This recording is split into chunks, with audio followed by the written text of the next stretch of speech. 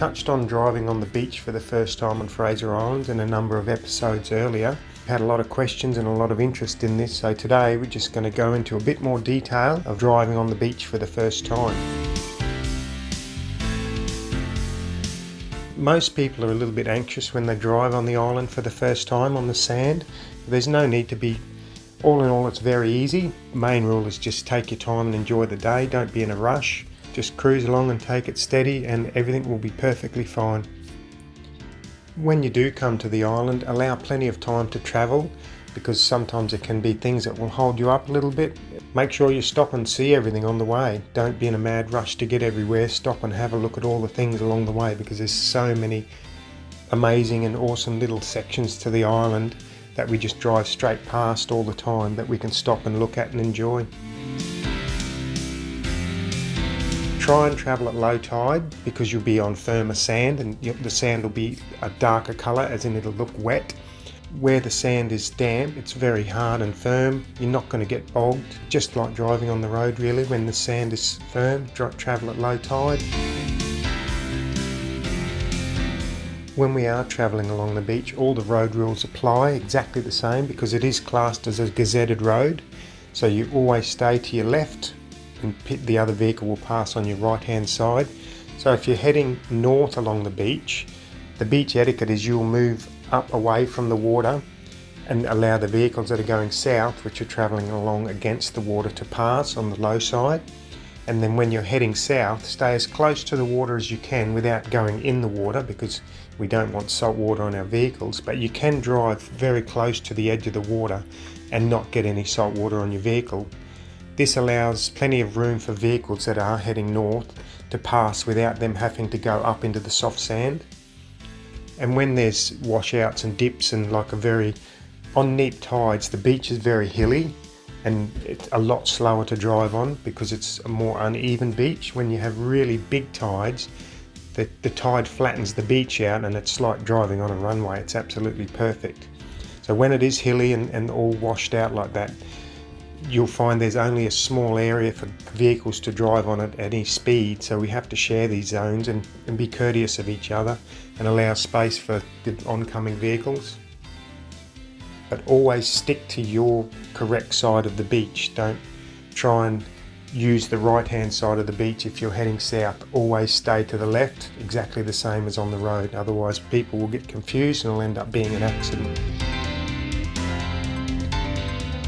And when there is an oncoming vehicle, it's courteous just to put your indicator onto the left so they know that your intention is to stay to the left, and they will put their indicator onto the left and then everybody's happy and passes without any problems at all.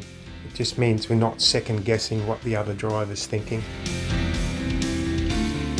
When you are travelling, the things to look out for are the little creeks that run out across the beach.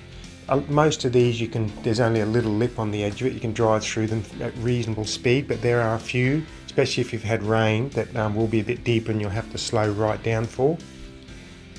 The other one to look out for is when you look up ahead and you see the sand change colour to the lighter colour and then it's not damp anymore, start to slow down and be aware that could be soft sand, because you don't want to drive into really soft sand at 80 kilometres an hour because you can lose control of your vehicle. So start slowing down for these sections before you get to them. If you get there and it's just light soft sand on top, then it's fine, just proceed, keep going.